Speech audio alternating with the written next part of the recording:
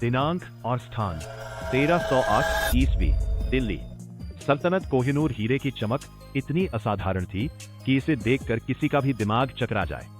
ये सिर्फ एक गहना नहीं, बल्कि सत्ता, लालच और संघर्ष का प्रतीक बन चुका था। इसे छूने की लालसा ने इतिहास के सबसे बड़े साम्राज्यों को हिला दिया। शुरुआती रिकॉर्ड बताते हैं कि ये हीरा दक्षिण भारत के गोलकुंडा खानों से निकला था और इसका वजन लगभग 7-9-13 कैरेट था। सोचिए, एक छोटा सा रत्न जिसे देखकर दुनिया के सबसे ताकतवर लोग भी अपनी चालाकी और योजना के जाल में फंसे गए। मुगल सम्राटों, निजामों और सिखों तक हर किसी ने इसे अपने साम्राज्य की ताकत का प्रतीक माना। और यही वजह है कि कोहिनूर की कहानी किसी रोमांचक थ्रिलर से कम नहीं है। हर हाथ बदलने के साथ इसकी चमक और महत्व बढ़ता गया और हर बदलाव के पीछे युद्ध और कूटनीति की जटिलता छिपी थी। कोहिनूर का इतिहास सिर्फ हीरे की चमक तक सीमित नहीं है। यह रत्न कई साम्राज्यों और शासकों की राजनीतिक महत्वाकांक्षाओं का हिस्सा रहा। 14वीं और 15वीं शताब्दी में इसे विजयनगर साम्राज्य और गोलकुंडा के निजामों के पास रखा गया।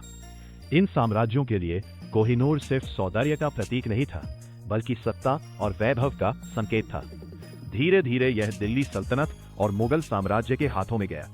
हर बदलाव ने इसे न केवल मूल्यवान बनाया, बल्कि युद्ध और राजनीति की कहानी में एक केंद्रीय पात्र बना दिया। कोहिनूर की यात्रा को समझना मतलब उस समय के भारत के इतिहास, राजसी लालच और साम्राज्यिक महत्वाकांक्षाओं को समझना। 1708 में मुगल सम्राट औरंगजेब की मृत्यु के बाद भारत में सत्ता संघर्ष शुरू हुआ।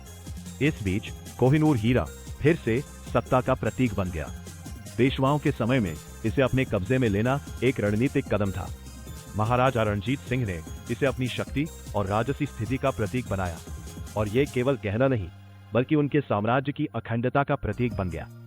रणजीत सिंह के लिए कोहिनूर सिर्फ चमकदार रत्न नहीं था, बल्कि उनकी सेना और प्रशासन की ताकत का प्रतीक।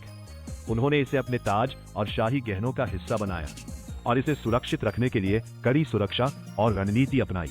ब्रिटिश ईस्ट इंडिया कंपनी की नजरें भारत की संपत्ति पर हमेशा रहती थी। 1839 में सिखों और ब्रिटिशों के बीच हुए युद्ध ने कोहिनूर की नियति बदल दी। ब्रिटिशों ने इसे केवल एक उपहार के रूप में नहीं लिया, बल्कि इसे साम्राज्य विस्तार और शक्ति का प्रतीक बना लिया। कोहिनूर को ब्रिटिश साम्राज्य तक पहुंचाने की प्रक्रिया बेहद सावधानी और चालाकी से हुई। ब्रिटिश अधिकारियों ने इसे राजनीतिक दबाव और रणनीति के जरिए हासिल किया।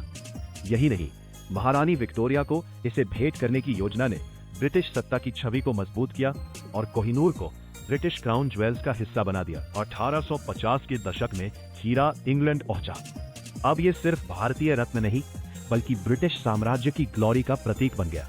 महारानी विक्टोरिया ने इसे अपने गहनों में शामिल किया और इसे सार्वजनिक समारोहों में प्रदर्शित किया। यह हीरा ब्रिटिश समाज और राजसी शक्ति का प्रतीक बन गया। कोहिनूर की यात्रा ने इसे विश्व भर में प्रसिद्ध किया।